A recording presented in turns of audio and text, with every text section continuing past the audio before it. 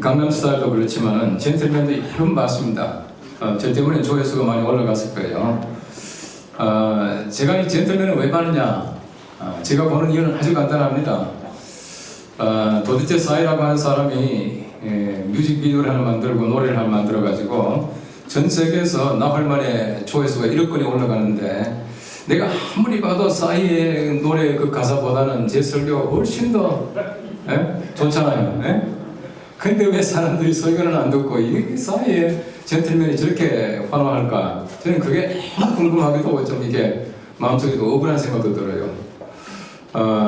우리가 복음을 전달한다라고 하는데 여러 가지 많은 소위 말하는 델리버리하는 이렇게 우리가 이렇게 배달하는 여러 가지 많은 스킬이 있겠지만은 좀 우리가 현대인들에게 맞는 하나의 소위 어떤 델리버리 스킬이 있어야 되겠다는 생각도 많이 하고, 그런 걸 보면서 실제로 물론 우리가 복음이라고 하는 것이 하나 스킬 가지고 되는 것은 아니지만은 그럼에도 불구하고 참 많이 연구해야 되겠다라고 하는 생각을 참 많이 합니다.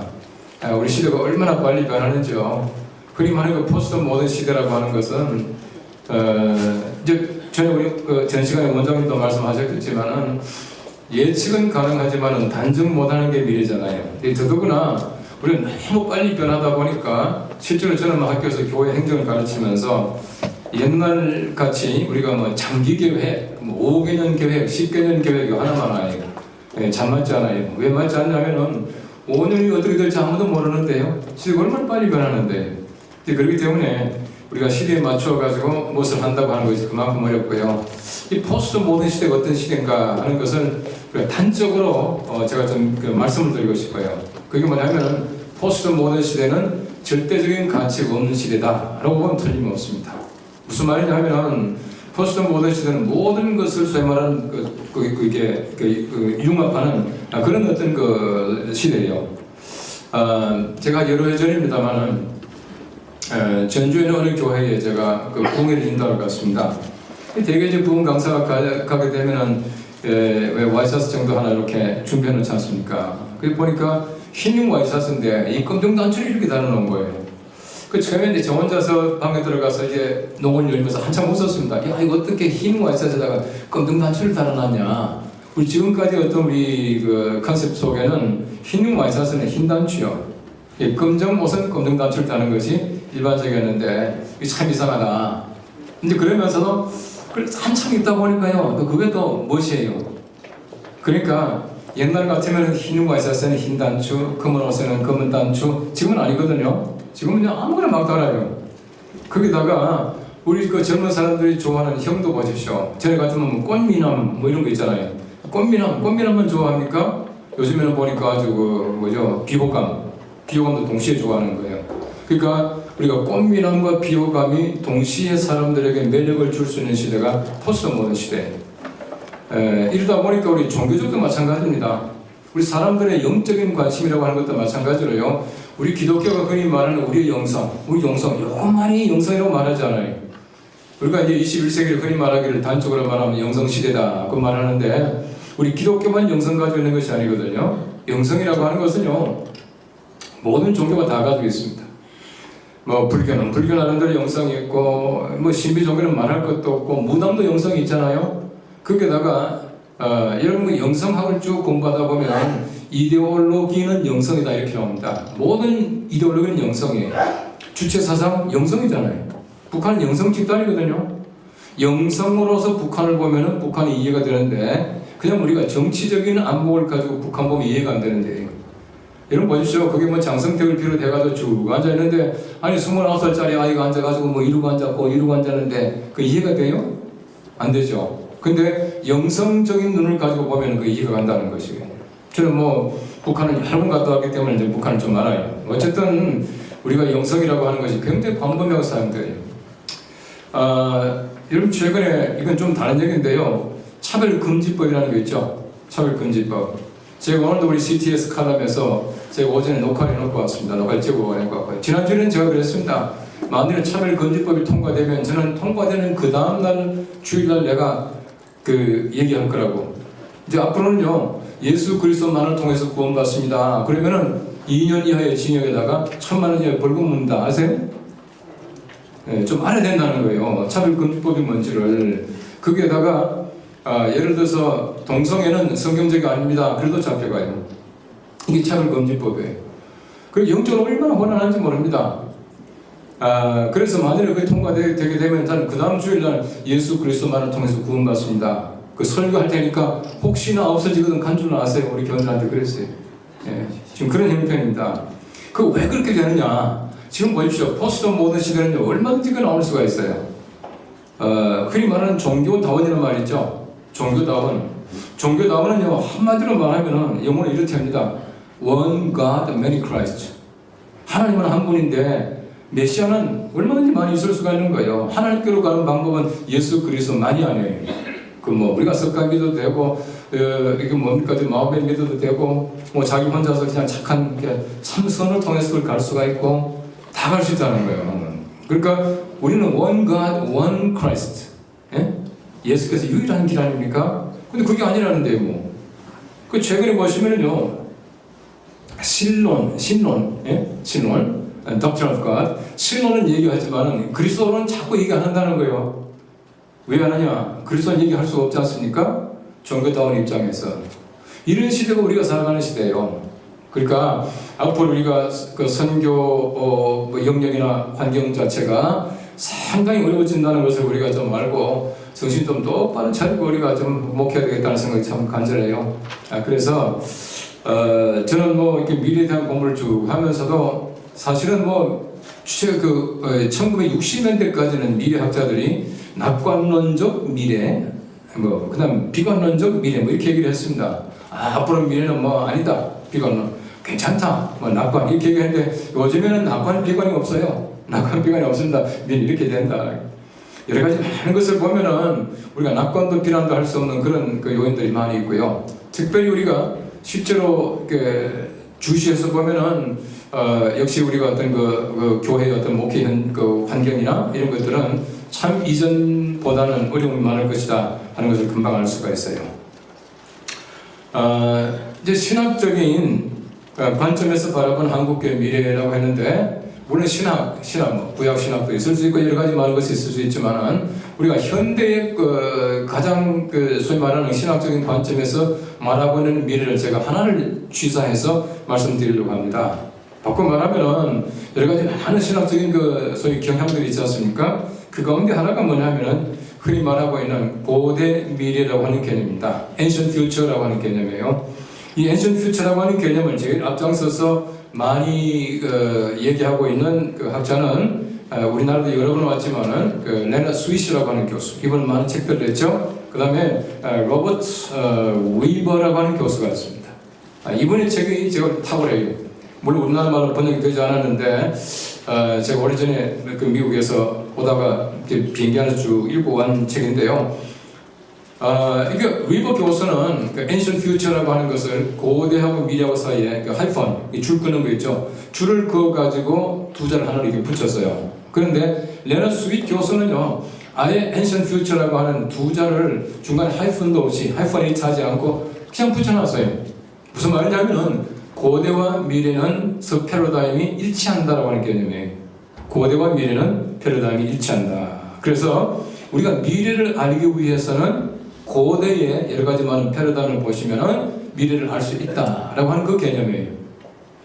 실제로 우리나라 옛말에도 온고의 지신이 그랬지 않습니까? 우리 옛날 것을 통해서 새로운 것을 알 수가 있어요. 그리고 저는 그렇습니다. 우리 전도서에도 보면 해 아래 새 것이 없다 그랬거든요. 뭐가 새 것이 있겠습니까? 새 것이 없어요. 그래서 이 고대를 잘 보시면은 미래를 알 수가 있다라고 하는 것입니다. 그 구약 신학을 공부하다 보면은 흔히 말하는 모형학이라고 하는 부분이 나옵니다. 타이포로지. 이 타이포로지라고 하는 것은 구약에 나오는 모든 인물과 사건들은 신약의 예수 그리스도의 모형이다라고 하는 것이 예수 그리스도의 모형이다. 여러분 상식적으로 지금까지 나온 책들 가운데 제일 많이 팔린 책이 무슨 책이에요? 네? 성경? 아니요. 성경보다 더 많이 팔린 책. 공책. 제일 많이 팔린 책. 사람의 인명이 제일 많이 나오는 책. 전화번호부. 사실은 사람의 인명도 제일 많이 나오는 게 성경이에요. 성경에 3만 명 이상 나옵니다. 두 번째로 많이 나오는 책이 삼국지 6천 명 정도. 근데 보십시오. 3만 명 아무리 많은 이름이 있다고 하더라도 구약에 얼마나 진짜 우리가 뭐 읽기 힘든 그 이름들이 많이 있습니까? 성경 봉독할 때 구약에 인명 많이 나오는 부분이 있게 되면 굉장히 재수 없죠. 그죠? 얼마나 복잡합니까? 근데 그 많은 사람 이름 나와도 사실은 전부 다가 성경에서 중요한 인물, 주인공, 주연들이 아니지 않습니까? 예수 그리스도가 주인공이고 그 외에는 전부 예수 그리스도 이름을 돕는 이름들이에요. 자, 그래서 구약에 나오는 모든 인물들, 모든 사건들은 예수 그리스도의 모형이다 라고 하는 것이 모형학입니다. 학자에 따라서 그림자라고 하는 말도 하더라고요. 여러분 그 이상근 목사님의 주석에 보시면 이상근 목사님은 계속 그림자래요. 예, 저는 그분 좀 압니다만 그림자라고 합니다. 모형이라 그러지 않고 그림자. 어쨌든 보십시오. 모형학에서 보면은 구약은 신약의 그림자거든요. 자, 우리가 잘 보시면은 구원사를 보십시오. 출애굽기를 중심으로 해서 구원사를 쭉 보시면은 애굽에서 종살이 하던 사람들이 출애굽합니다. 출애굽한 사람들이 광야에 살다가 요단강을 건너서 가나안 땅에 들어가요. 이게 무슨 말이냐면 모형학적으로 보면은 애굽이라고 하는 것은 우리가 하나님을 알지 못할 때에 죄의 종살이 하던 때를 얘기합니다. 우리 세상에서 살다가 출애굽, 구원받고 그 다음에 광야는 교회거든요. 여러분 그 사도행전 7장 말씀을 보시면은 이렇게 스데반의 그 마지막 설교 나오죠. 설교하는데 모세에 관한 얘기 쭉 합니다. 쭉 나오다가 그가 광야 교회에 있었고 그렇게 말합니다. 광야는 교회입니다. 요단강은 죽음이에요. 요단강 건너가 만나니 가나안은 하늘나라. 자, 이렇게 볼 때에 성경이 가르치는 걸 잘 보시면요 아주 단순합니다. 이스라엘 백성들이 출애굽해서 요단강 건너기까지 40년이 걸립니다. 40년이 걸리는데 그 40년은 필요한 40년이에요. 물론 뭐 한 열흘만 하면 간다고 그러죠. 저도 가서 이걸 한번 걸어봤어요. 유대 탐사 가서 뭐 고생도 많이 했어요. 아주 배낭 메고 얼마나 고생했는지 정말. 근데 보시면은 한 열흘 하면 얼마든지 건너갈 수 있는 그 길을 왜 40년 걸렸겠는가? 40년은 필요한 40년 훈련받아야 된다는 얘기예요. 그냥 갔으면 이게 가나안 땅 점령하기 참 힘들었겠어요. 우리가 마찬가지입니다. 일단 구원받았죠. 그럼 존 스토트는요, 우리가 이미 already 그리고 아직 not yet 사이에 우리가 아주 attention 긴장 관계 속에 살아가고 있다 이렇게 말했어요. 이미 구원받았지만 아직도 구원받지 못했다. 이걸 존 스토트는 교회의 이중성 그렇게 말합니다. 교회는 신성하다. 근데 아직도 완전히 신성하지 못하고 세속적인 부분이 있다. 우리가 구원받았다. 아직도 영원한 구원 속에 들어가지 못했다. 이렇게 얘기하거든요. 근데 보십시오. 다 구원받았잖아요. 근데 왜 여기 머물고 있죠? 존 스토트는 아주 간단하게 얘기합니다. 구원받았지만 왜 우리가 안 가고 이 자리에 머물렀냐? 하나님께서 아직도 구원받지 못한 사람들을 위해서 머물게 하셨다. 남겨두셨다. 그렇게 해서 그래요. 어쨌든 보십시오. 구원받은 다음에 죽기 전까지의 훈련하는 장소가 교회입니다. 교회는 철저하게 훈련이에요. 그래서 우리 깔뱅 같은 사람은요, 아예 그럽니다. 교회는 훈련이다 그랬습니다. Church is discipline 그랬습니다. 물론 discipline이라고 하는 말이 우리 제가 공부하고 있는 교회 행정이나 정치학에서는 칠이 그렇게 말합니다. 칠이라고 하는 건요, 벌 주는 게 아니에요. 칠이는 벌 주는 게 아니고 훈련이거든요. Church is discipline이에요. 교회는 훈련입니다. 훈련받고 그럼 죽은 다음에 하나님 나라 가잖아요. 자, 그래서 우리가 교회에 가장 원형적인 것 거슬러 올라가요. 올라가게 되면 어디가 나오냐? 광야 공동체가 나오는 거예요. 광야 공동체가 교회 모형입니다. 구원받은 다음에 죽기 전에 함께 모여 훈련하는 장소. 광야는 철저하게 훈련이거든요. 광야에서 뭘 훈련했습니까? 여호수아 3장 말씀 보면 분명히 나옵니다. 어떤 훈련이냐면 줄서기예요. 줄서기. 여러분 보십시오. 우리가 출애굽할 때는 순서가 없죠. 빨리 먹고 나가라 이거 아닙니까? 출애굽할 때는요, 누가 먼저 나가고 누가 뒤에 나가고 순서를 정해주잖아요. 야, 줄 서서 천천히 나가라 이것도 아닙니다. 그렇죠? 빨리 먹고 나가라. 얼마나 급했던지 서서 먹으라 그랬잖아요. 그러니까 꼭 아버지가 가고 뒤에 엄마가 따라가고 아들, 딸이 따라가고 이거 아니거든요. 누구든지 먹고 빨리빨리 나가는 게 구원입니다. 구원은 순서가 없어요. 그러나 구원받은 사람들이 광야 생활 속에서 줄서기를 잘해야 돼.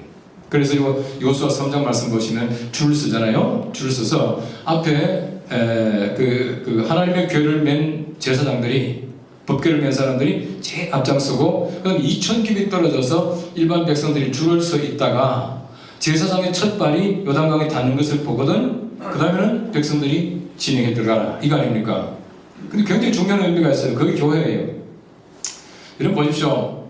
연동교회라고 하는 교회에 우리 장로님이 30분이고요. 우리 교인들이 한 5,500, 6,000명 이렇게 있잖아요. 있는데 제가 제일 앞장서 있어요. 제가 뭐 제일 대단하냐? 아니, 전혀 아니에요. 그리고 실제로 우리 장로들 가운데는 저보다 훌륭한 분들 많이 계셔요. 또 나이도 마찬가지입니다. 제가 연동교회 신부한 지가 23년이고요. 또 제가 벌써 만으로 65 지났어요. 제가 지하철 공짜입니다. 그럼 적은 나이가 아니잖아요. 근데 아직도 우리 당의원 가운데는 저보다 나이 많은 사람이 더 많아요. 이게 소위 말하는 전통 있는 교회의 모습이에요. 전통 있는 교회 그렇습니다. 자, 그런데 보십시오. 그럼에도 불구하고 제가 제일 앞장서 있거든요.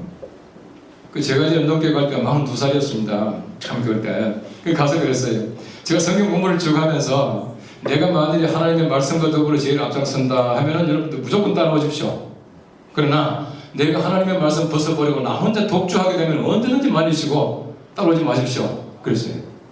그게 무슨 말이냐면은 제사장들이 법궤를 메고 앞장서는 거예요. 제사장들의 개인적인 권위가 아니고 하나님의 그 궤라고 하는 그 권위 때문에 전부 뒤에 서 있잖아요.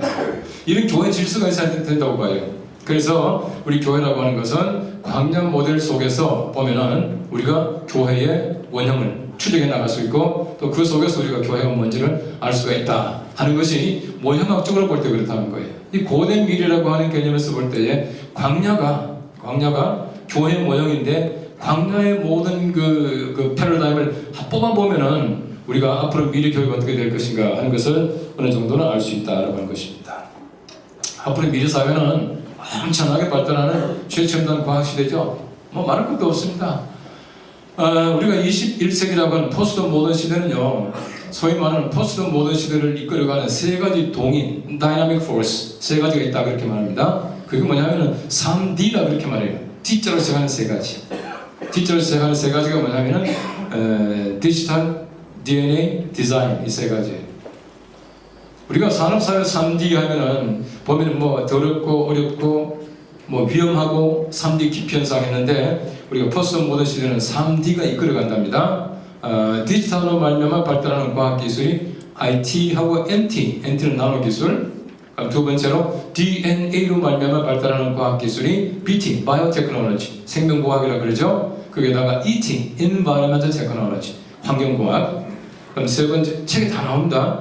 세 번째는 뭐냐면은 우리가 그 디자인으로 말미암아 발달하는 과학기술 또 두 가지. 하나가 CT, Cultural Technology, 굉장히 중요한 겁니다. 문화개발기술. 그 다음에는 ST, Space Technology, 이 두 가지다.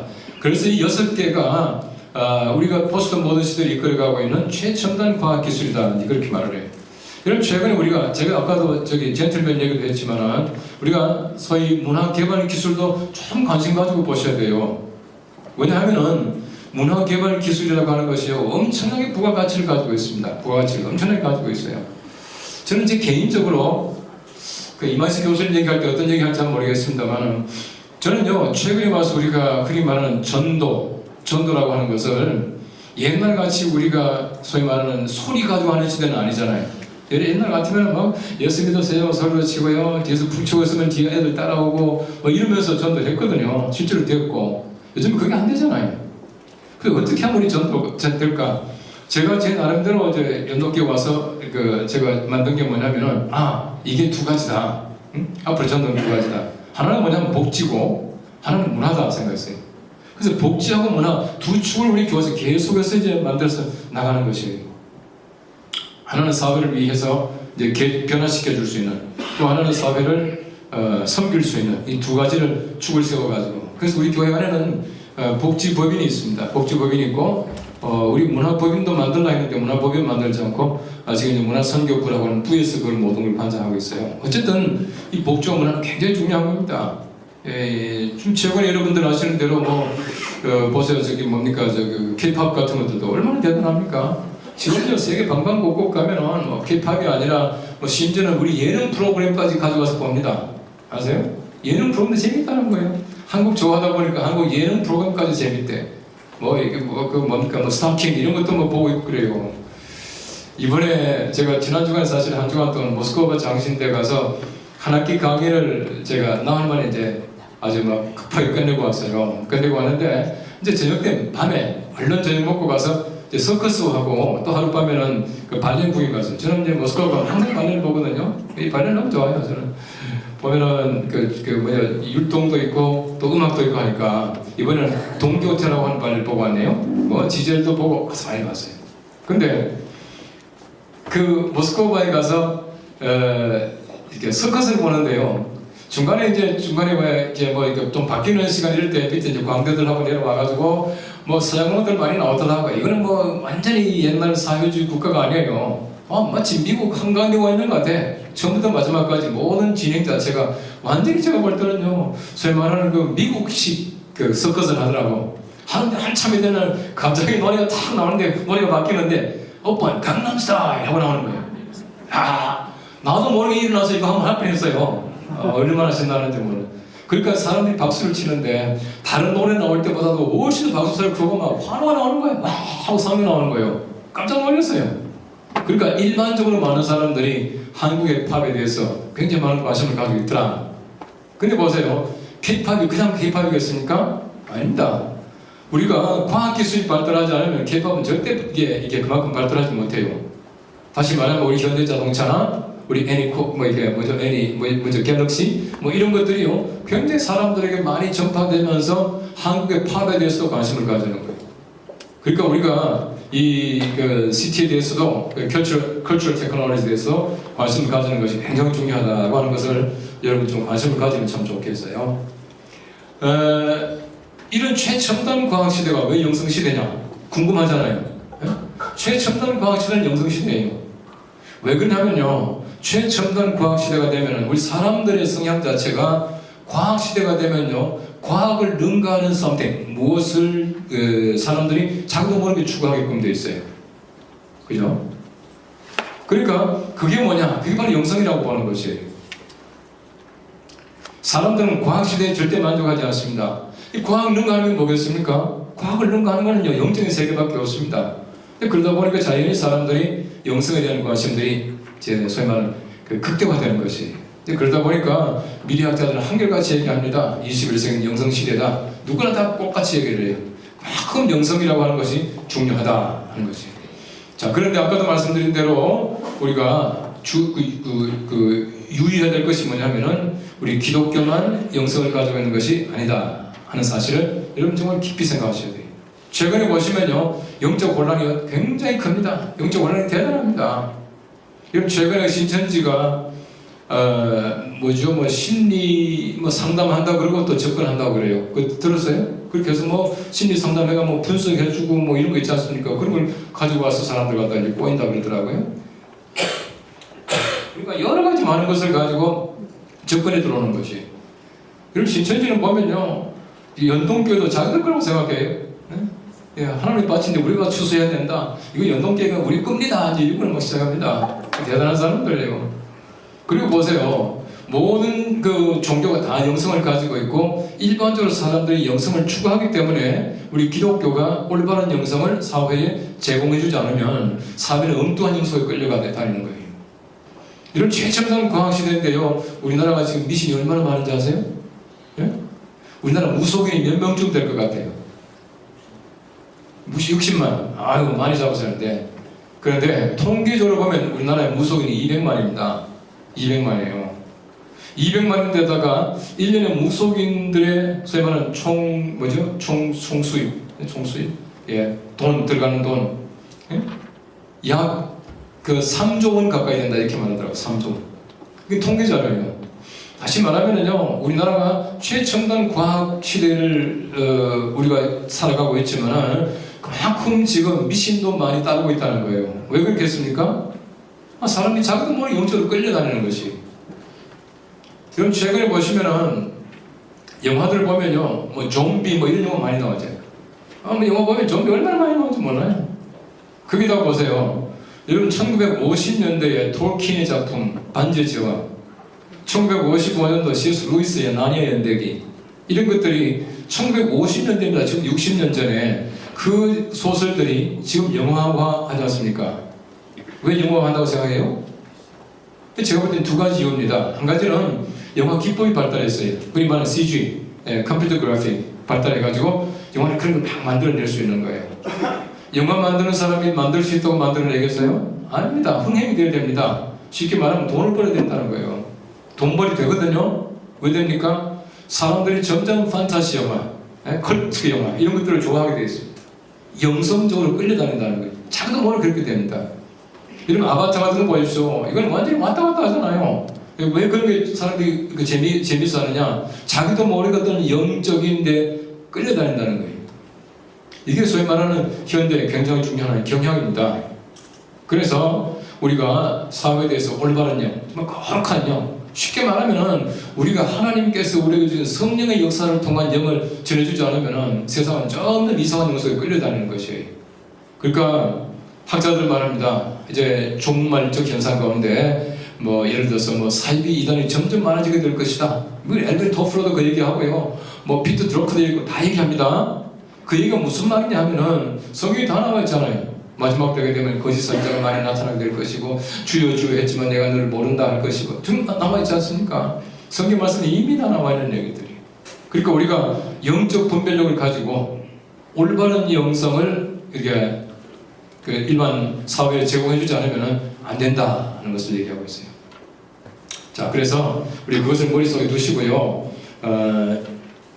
잘 보십시오. 지금 뭐 강의 안에 다 있습니다만은, 자, 우리가 광야 교회, 다시 말하면은 가장 우리 교회의 소위 말하는 그 고대 모델, 가장 원형이 바로 광야 공동체거든요. 광야 공동체를 보십시오. 광야 공동체를 하기까지 가장 중요한 것이 뭐냐면 출애굽의 목적이에요. 이스라엘에서는 출애굽 하나님께서 왜 하셨어요? 종살이 불쌍해서? 아니거든요. 성경 보면 여러 번 반복해서 얘기합니다. 또 모세가 또 전달하고요. 뭐라고 그러냐면은 너희가 사흘 길을 가서 나의 산에서 내게 희생을 드리게 하겠다 그렇게 말해요. 이게 하나님께서 출애굽시키신 목적입니다. 이 말이 무슨 말이냐면 그 구원의 목적은 예배입니다. 출애굽의 목적은 희생, 제사예요. 제사. 구약 성경 말씀에 제사라는 말도 나오지만 희생이라는 말이 참 많이 나옵니다. 그 말이 무슨 말이냐 하면은 예배는 희생이라는 얘기예요. 제사는 희생입니다. 이런 적어도 우리가 구약에서는 동물을 잡잖아요. 동물 잡는다는 게 죽인다는 얘기거든요. 잡아서 피를 흘려야 희생이 되고 희생이 곧 제사가 된다는 것이거든요. 하나님이 받으신다. 우리가 마찬가지입니다. 예배 때마다 정말 우리가요 피를 흘리는 죽는 그런 경험이 있어야 된다는 것이에요. 근데 요즘에 그런 경험이 별로 없는 것 같아요. 그래서 저는요 예배 때마다 그런 얘기를 많이 합니다. 우리 예배라고 하는 진짜 희생입니다. 희생이 뭐냐? 희생 없는 예배가 있을 수 없어요. 희생해야 됩니다. 집에서 앉아가지고 텔레비전 켜놓고 말이죠. 딱 보고 우리 교회 주보에도 보면은 우리 그 온라인 계좌 번호 적어놨습니다. 왜 적었냐? 주일날 못 나오는 사람들은 헌금이라도 보내라. 그건 아니에요.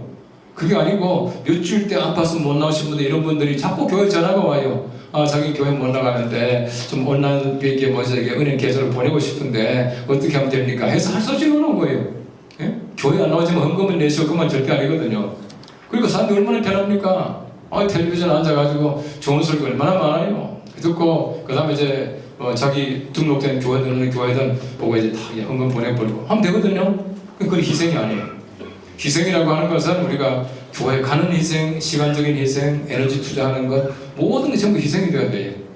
그 희생이 없으면 예배가 안 되거든요. 그래서 구약 성경 말씀에는 제사는 희생이라 그렇게 말하잖아요. 희생 제사거든요. 진짜 우리가 sacrifice 해야 되는 거예요. 근데 예배를 그렇게 안 하는 사람들이 너무 많아요. 그 구원의 목적은 예배입니다. 구원의 목적은 예배이기 때문에 보십시오. 적어도 우리가 구원받았습니다 라고 말하면서 예배 쉽게 빼먹고 이런 사람들은 구원 못 받은 거나 마찬가지예요. 저는 우리 교원들한테 그래요. 내가 구원받았다 라고 말하면서 예배 쉽게 빼먹고 이런 사람들은 구원받지 못할지 모른다. 한번 의심해보라고 그래요. 구원받았으면 예배는 반드시 하는 거예요. 여러분 최근에 와서 보면요, 우리 한국교회도 마찬가지입니다. 예배에 대한 관심이 엄청나게 많아졌어요. 뭐 김남준 목사님은 뭐 예배에 목숨을 걸어라 뭐 이런 말도 하고 그러잖아요. 실제로 예배는 목숨 걸어야 돼요. 여러분 다른 거 다 필요 없습니다. 우리가 봉사 안 해도 되고 전도도 안 해도 되고 못 하는 거 다 안 해도 되지만 예배만 해야 된단 말이에요. 이거는 좀 이제 왜 예배를 강조하고 사는 얘기 다른 거 하지 말라는 얘기는 아니잖아요. 어쨌든 우리 예배라고 하는 것이 가장 중요하다. 이런 출애굽의 과정을 쭉 보십시오. 보시면은 13장에서 출애굽 시작하죠. 14장에서 끝나죠. 15장에 모세와 미리암의 찬송이 나오고 15장 제일 마지막 보십시오. 예? 물력이 나오죠. 물력이 나옵니다. 16장에 만나 얘기가 나와요. 왜 15장 마지막에 16장에 만나 얘기, 물과 만나 얘기 왜 나오느냐? 이게 가장 중요한 미래적인 관심이에요. 여러분 최근에 보시면요, 미래학자들은요 한결같이 그 이제 인류학적인 관점에서 이제 그 얘기를 많이 합니다. 물 얘기하고요, 음식 얘기, 식량 얘기. 이 문제는 앞으로 교회가 아니면 해결할 수 없는 문제예요. 사람들 욕심 절대 안 됩니다. 지금까지 물이만 물 보십시오.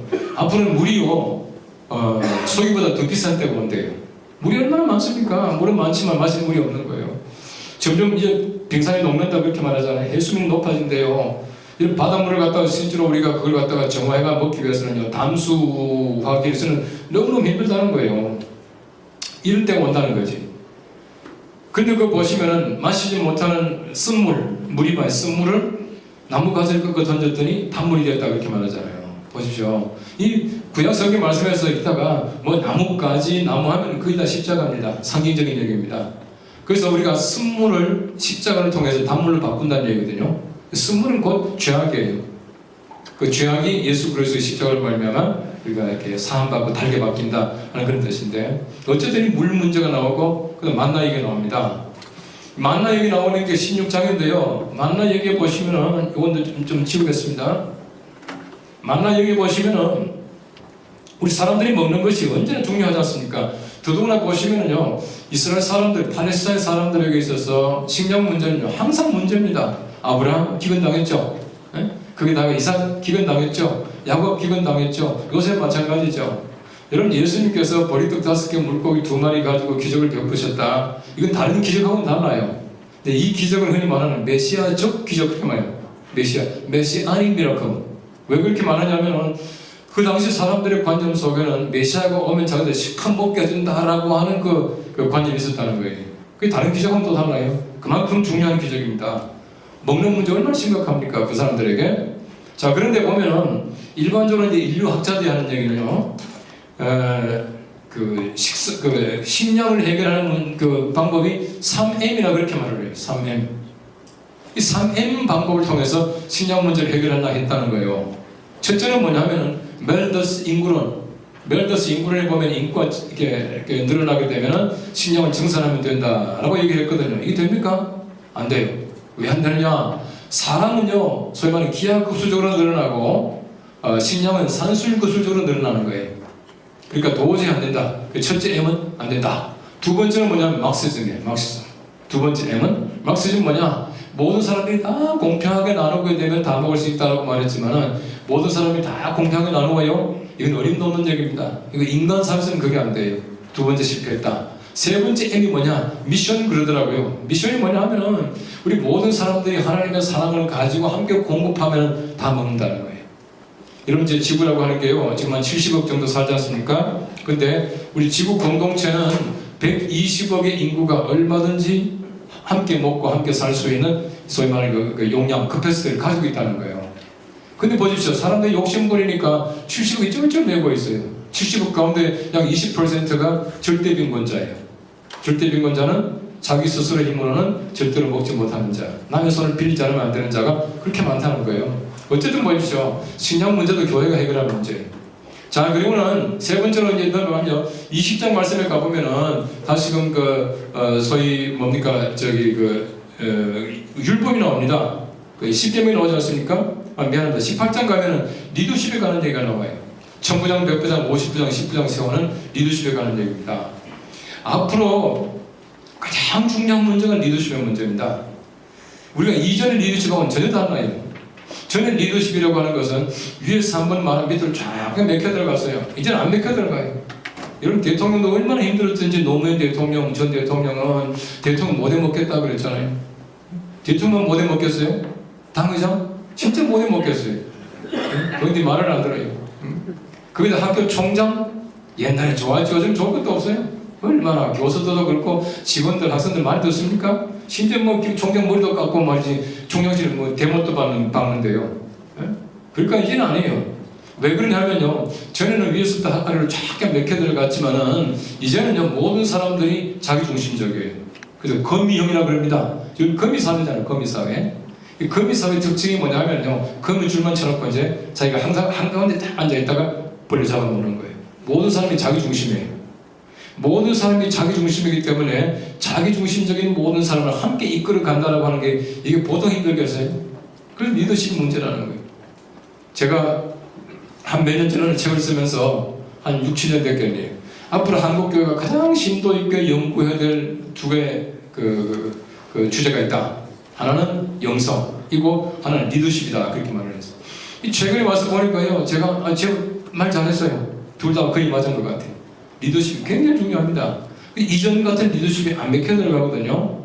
그 최근에 이제 개발되고 연구되고 있는 리더십은 뭐냐면은 셀프 리더십이라고 합니다. 셀프 리더십이 뭐냐면은 내가 내 자신을 잘 이끌어가게 되면 다른 사람들이 내게 이끌려 온다라고 하는 그러한 그 얘기예요. 내가 내 자신을 잘 이끌어가야 된다. 그리고 힘이 있어야죠. 내가 내 자신을 잘 훈련시켜야죠. 소위 말하는 그 셀프 디스플레인 잘 해야죠. 그렇게 해야 다른 사람이 내게 이끌려 온다는 거예요. 그만큼 이제 옛날하고는 그 리더십이 달라졌어요.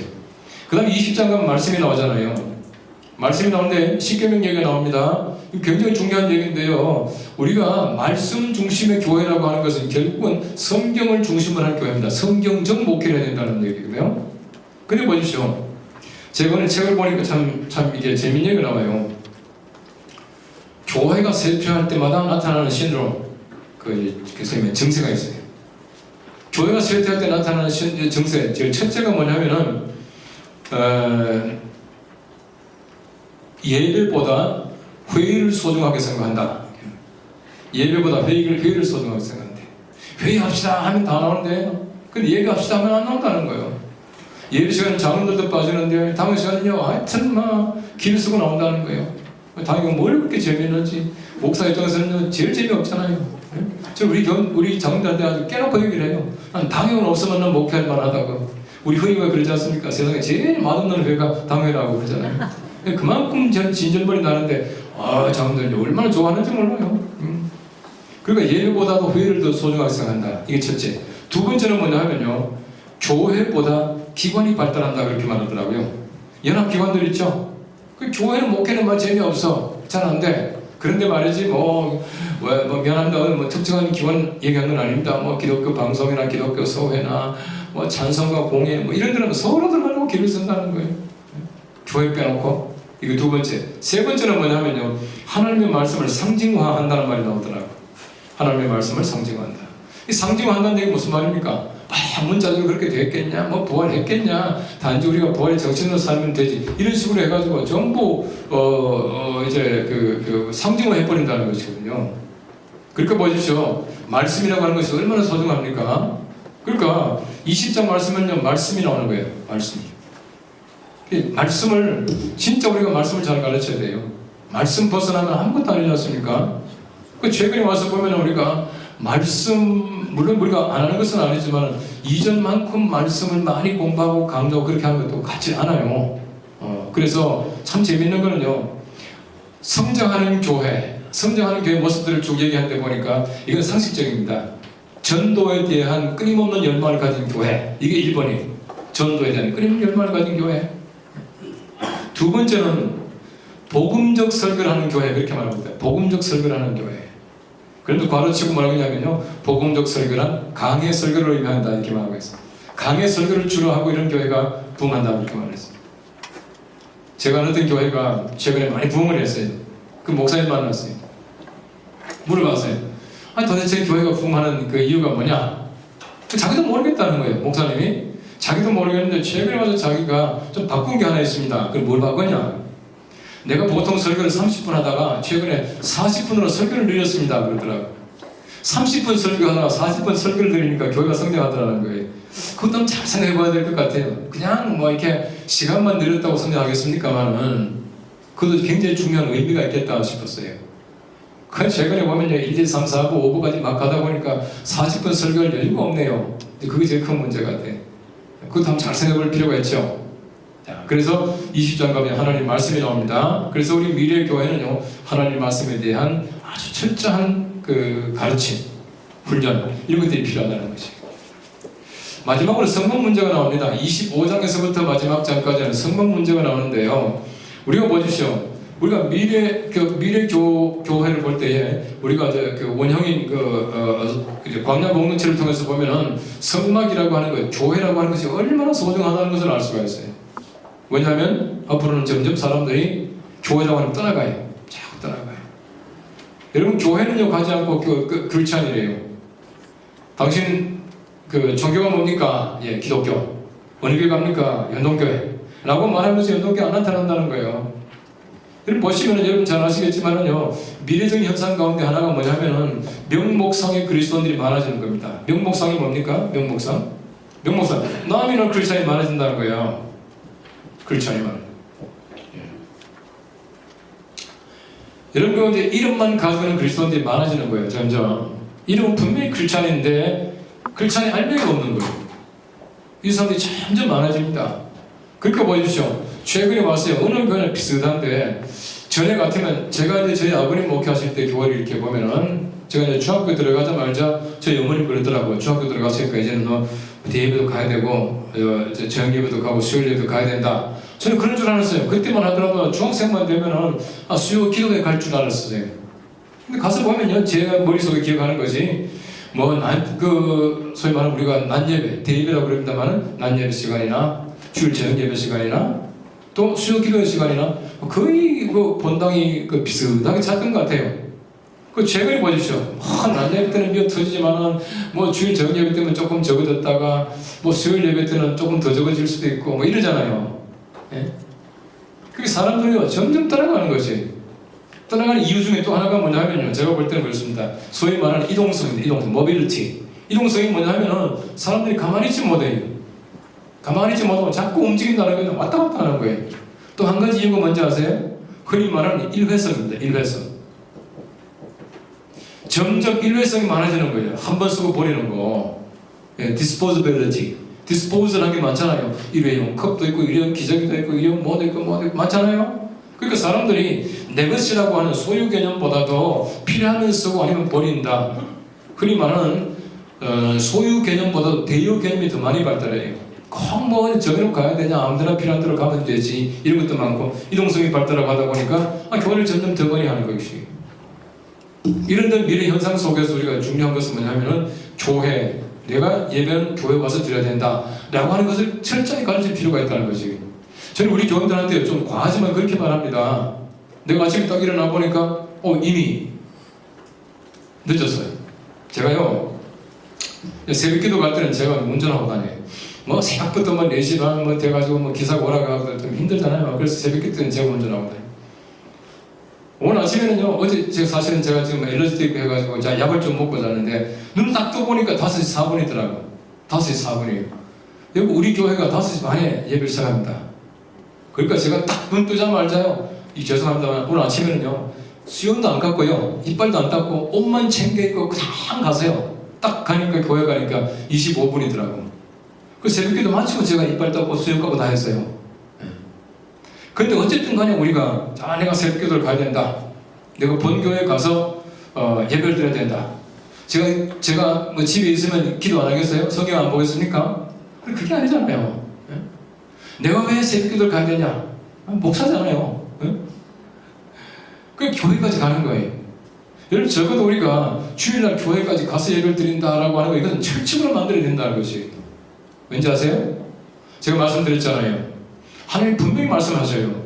너희가 사흘 길을 가서, 왜 사흘 길을 가요? 나의 산에까지 올라가게 하기 위해서. 내게 희생을 드리라. 예배는요 아무 데서나 하는 거 아닙니다. 아무렇게나 하는 게 아니에요. 하나님의 제사를 얼마나 기뻐하십니까? 가장 좋아하시는 게 제사인데 하나님께서요 급하다고 제사 아무 데서나 드리라 말하지 않아요. 보세요. 이스라엘 백성들이 홍해 건넜지 않습니까? 더 이상 애굽 안 따라오죠? 다 끝났죠? 출애굽은요 홍해 지나가서 그 애굽 사람들이 수장되고 끝난 겁니다. 그럼 하나님께서 야 이제는 홍해 건넜으니까 더 이상 애굽 사람들 안 따라오니까 제사부터 드려라. 아니거든요. 하나님께서는요 가게 만드시. 그 하나님이 좋아하시던 제사도요 그냥 아무에서나 드리는 게 아니라 하나님 상까지 가게 만드세요. 이게 하나님의 목적입니다. 여러분 적어도 우리가 교회라고 하는 개념을요 좀 더 신중하게 생각하셔야 돼. 제사하는 자리, 예배하는 자리를 아무렇게나 하는 게 아니에요. 그 제가 우리 교원들한테 그러죠. 만일에 아침에 일어나 보니까 지금 얼른 서둘러가지고 급하게 세수하고 옷 입고 교회 가도 야 이거 축도 시간 달랑말랑 좀 이렇게 늦었다. 그래도 오셔야 된다고. 왜냐면 그게 예배예요. 아무 데서나 드리는 게 예배가 아니고요. 본교회까지 와야 예배를 드려요. 왜 본교회까지 오느냐? 간단합니다. 본교회 교회니까. 자기 교회 교회니까. 그걸 철저히 가르쳐야 됩니다. 그렇게 해서 안 가르치면요 앞으로 교회관이 점점 더 흐릿하게 됩니다. 지금 출애굽기를 쭉 통해서 보십시오. 광야 교회 모델을 통해서 볼 때에 몇 가지만 짧게 우리가 뽑아서 봐도 미래 교회에 우리가 어떻게 목회할 것인가, 미래 교회가 어떻게 참 이렇게 사회 변동에 따라서 어떤 모습이 될까 하는 걸 금방 알 수가 있어요. 아무쪼록 여러분들이 신앙의 많은 부분 가운데 최근에 우리가 많이 관심을 가지고 있는 우리 고대 미래라고 하는 신학적인 개념을 통해서 가장 교회의 원형인 광야 모델을 통해서 몇 가지 제가 짚어봤습니다. 아무쪼록 이런 좀 나름대로 좀 더 세심하게 공부하시고 또 자세한 건 그 책에 다 나와 있으니까 잘 읽어보시고 우리가 앞으로 포스트 모던 시대 우리 미래 교회 함께 동역할 여러분들 저는 이제 얼마 있으면 은퇴합니다만은 여러분들이 정말 미래 한국교회를 잘 이끌어갈 수 있도록 힘쓰시기를 부탁하면서 제 강의 마치겠습니다. 감사합니다. 저는 제 나름대로 미래학 공부를 쭉 하면서 미래에 관한 책들을 제가 제법 봐왔지 않겠습니까? 이제 보니까 미래를 얘기하는 소위 말하는 미래 목회자들이 가장 많이 쓰는 용어들이 있어요.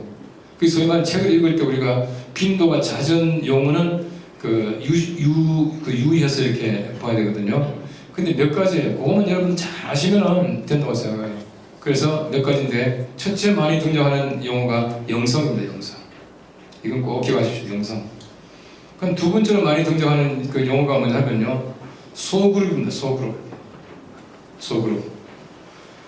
그 다음에 세 번째로 많이 등장하는 용어가 평신도입니다. 평신도. 이제는 목회자 한 사람이 아니라 평신도 중심으로 이제 교회가 이끌어져야 된다라고 하는 것이.